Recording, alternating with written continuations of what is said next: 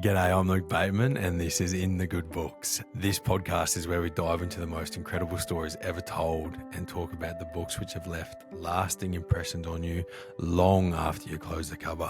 If you're a book nerd, you'll love this podcast. If you've always wanted to get into reading and books, but never understood the hype or where to start, you're in the right place. Or if you're simply someone who enjoys a good story, you're welcome too. Let the adventures begin. Okay, we have some audio from Lauren, so let's dive in. Hi Luke, first time podcast listener and first time voice noter. Congratulations on the pod. I know that you are currently working on writing a book and you got a book deal, which is amazing. The girlies can't wait. What are you thinking you're going to write about? Do you have a theme? Do you have an outline of what you want to do yet? Tell us. That was lovely, Lauren. Thank you so much for the question. I really appreciate that.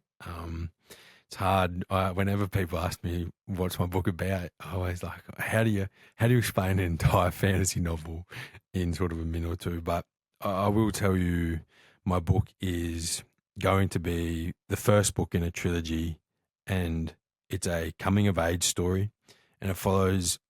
It's very much the story of my heart, and it follows a young man on a coming of age story as he discovers himself. And he discovers his magic, and he discovers sort of where he fits in the world and his place in the world, and he sort of is seeking, I would say, external goals. And what is going to play out over the trilogy is going to be really, really awesome. It's going to be not only a fantastic story to read, well, I hope so anyway.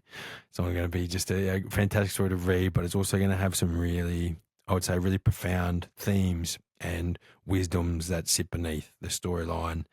And it's so fulfilling for me to be able to use my life and the lessons and the wisdoms that I've sort of learned over, my adult life, and be able to instill them into a book and share them with the world. So thank you very much for your congratulations on my book deal. It's super exciting, and I'm so glad that the girlies are excited. I hope that the boyies are too. Today, we are talking about the books that still bring me to tears, or, still bring up some really big emotions within me. And I want to talk about why I think it's so important that books make us cry, or why I love crying in books. And it's something that I am super passionate about, is in men showing more emotions, being more connected with emotions, and being more connected with vulnerability. And vulnerability is something that is so important to me and who I am. And I think it's something that is so important to everyone, all adults, but especially men, because we are so removed from vulnerability in our lives. And we're so told that, you're not allowed to show weakness, and you're not allowed to show emotions. So vulnerability is the expression of that. And I am so passionate about young boys and men being more vulnerable, because vulnerability is strength. I know personally how powerful vulnerability is, because vulnerability starts with yourself, and vulnerability begins with you being vulnerable to yourself about who you are. Because I think for me personally, I was someone who I was never vulnerable with myself, and I lied to myself. And that's like the worst lies we can tell are the ones that we tell to ourselves. And vulnerability begins with you. And I think once that ball starts rolling, like, vulnerability is just such a powerful thing that it really, really changes lives and changes your own life.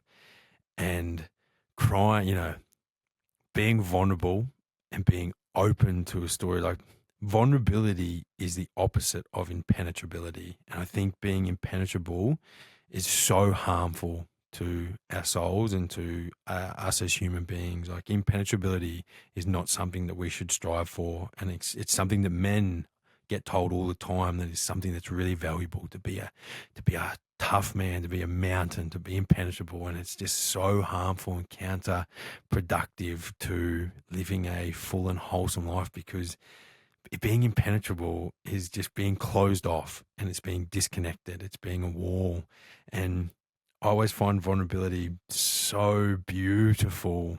And I have seen the power of it in my own life when I've been vulnerable, and when I've spoken openly about my vulnerabilities and about my fears and my vices and my failures, the amount of messages that I receive back and people like come back to me and just tell me how meaningful it is to them to hear those stories, because they are either struggling with the same thing or know someone who's having the same issue, and just knowing that someone else is going through that just helps them out so much. And I think that that's just, if every single person was just so open about with so open with their vulnerabilities, like the world would just be such a better place. And crying over a book is not weakness, it's empathy and it's connection. And crying over a book is you're giving yourself the ability to connect with somebody else, even though that's a fictional character, that is connecting with something outside of yourself. And it strengthens the ability within you to form connections in the outside world. And connection is so important because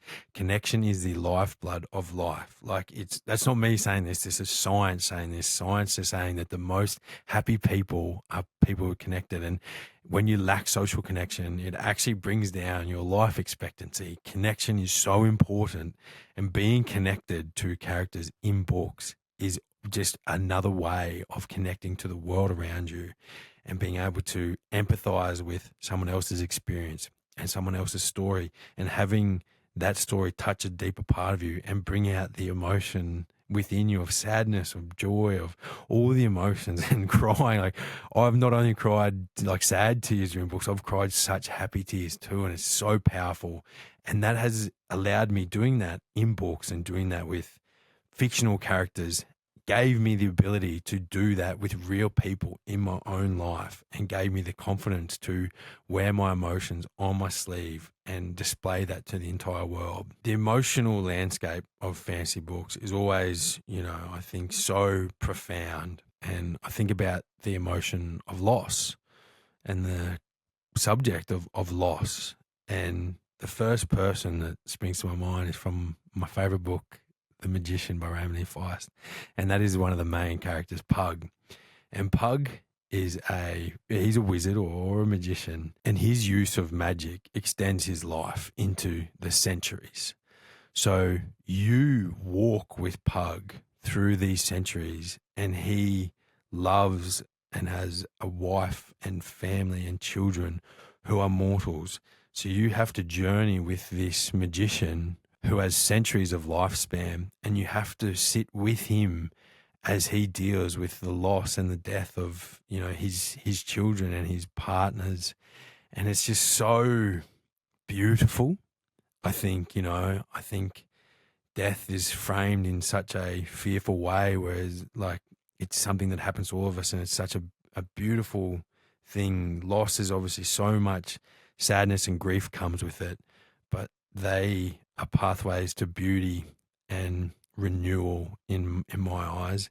And Pug is a man who has lost repeated times the people closest to him and the people that he loves the most in his life. And just to explore that, loss with him is something that I talk about all the time, that I become best friends with these characters.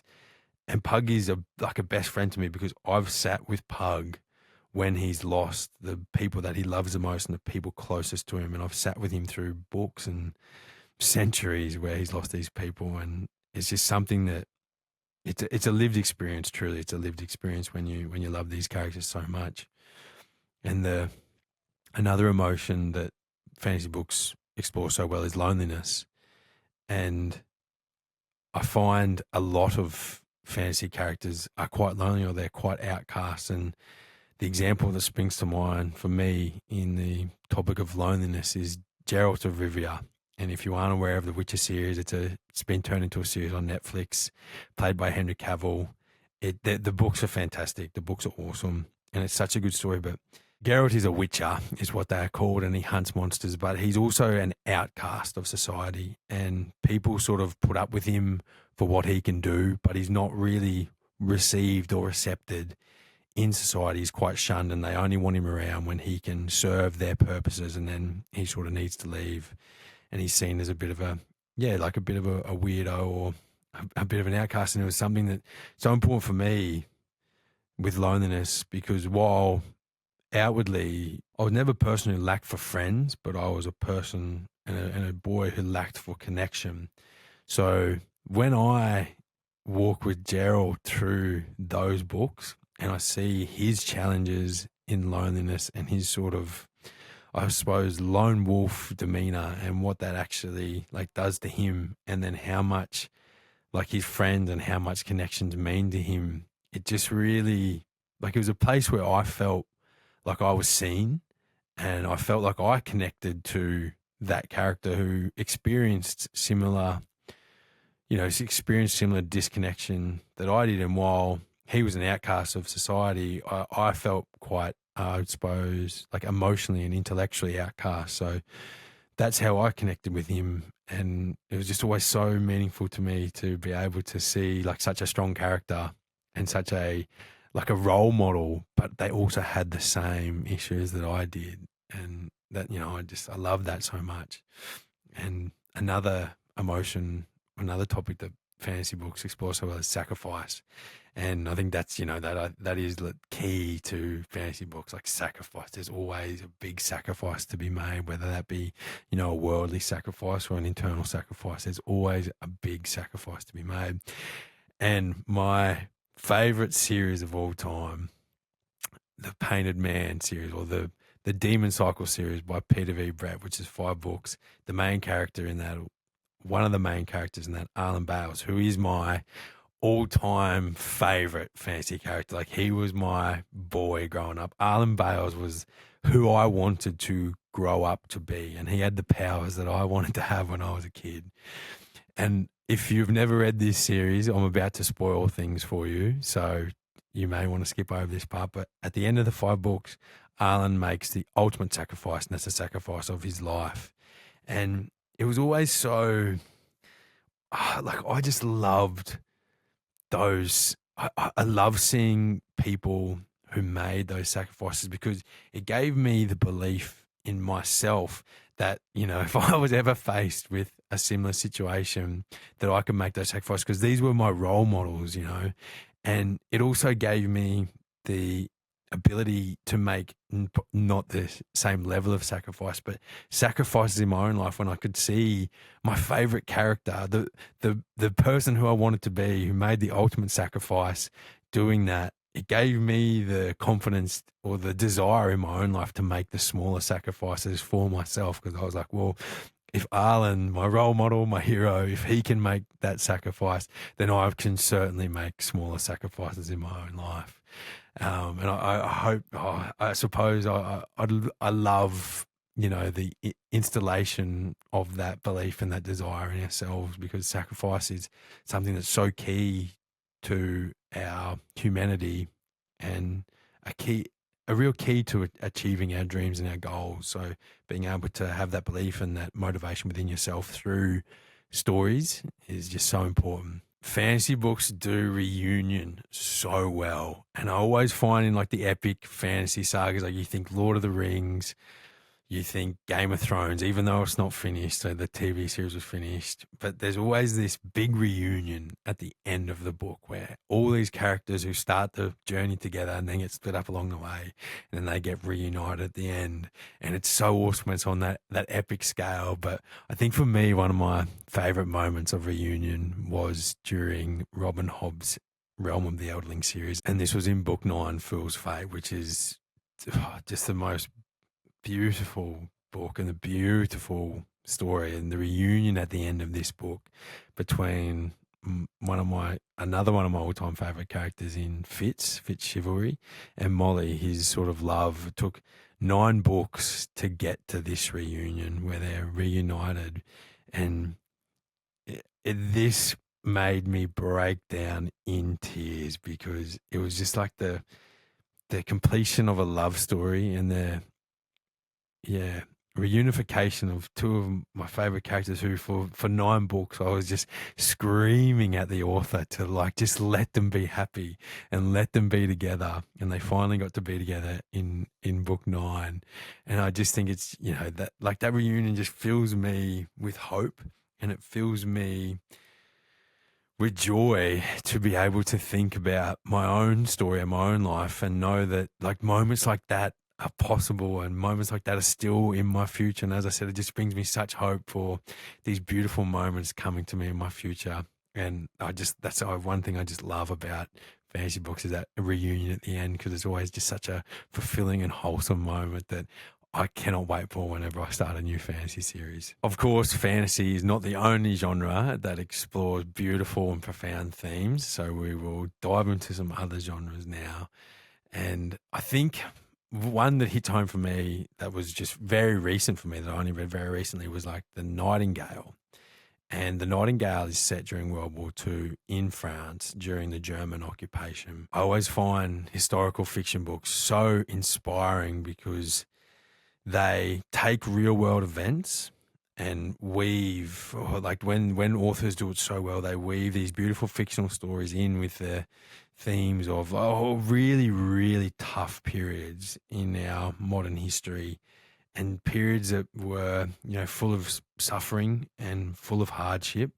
And you get to experience those in a way and be able to live in those times and see the hardships and the struggles and just the human spirit in the face of adversity. And that was done in The Nightingale by Kristen Hanna.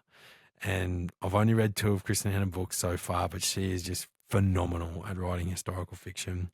And you walk with her 2 characters in The Nightingale who have very differing experiences.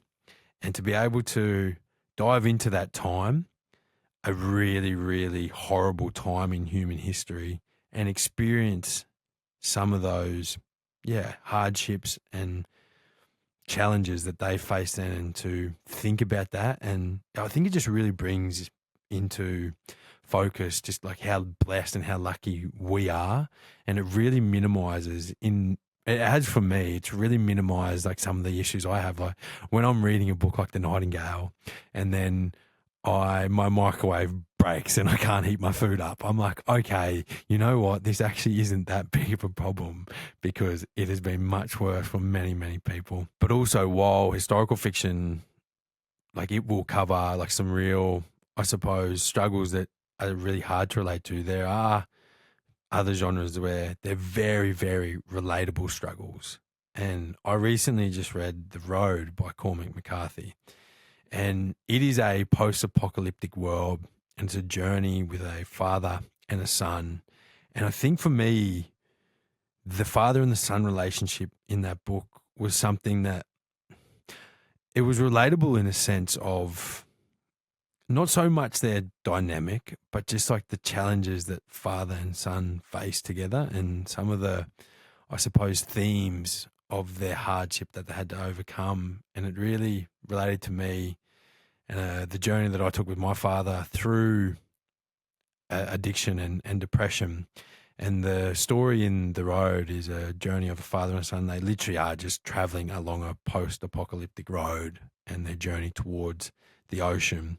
And for me, it really touched me because there were many relatable struggles in that book of like, I suppose, disconnection and just struggles of father and son to understand each other. And that really related to me and my journey through addiction, where, I struggled to give my father understanding. My father struggled to understand me. So there are just, these books that they touch on such relatable issues. And while they may not, wear the same clothes as the ones we have, they are the exact same thing. And just to reiterate my first point on vulnerability, like it can start for us in books. And as I said, it needs to begin with ourselves, and that can begin with books. And it's just so important for men to understand that vulnerability is where our strength lies, and it's how we uplift all those around us.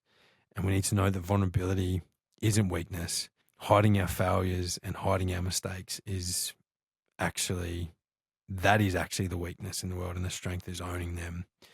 So by now, I'd say that you all have a pretty good idea of how I feel when it comes to men, hiding things and bottling things up, and being very secretive and shameful around, our failures, and just our basic humanity, because our fallibility as humans.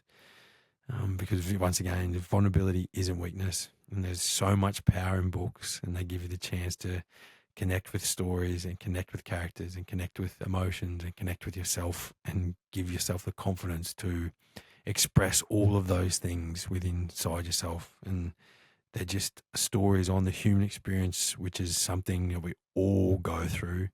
And our humanity, I feel at times as men, our humanity is something that we have taught each other and told each other to hide and to feel shame and guilt around. And being a fallible human is almost something that you can't talk about because we have to be these perfect, whole, unbreakable men. And it's just so untrue and so harmful.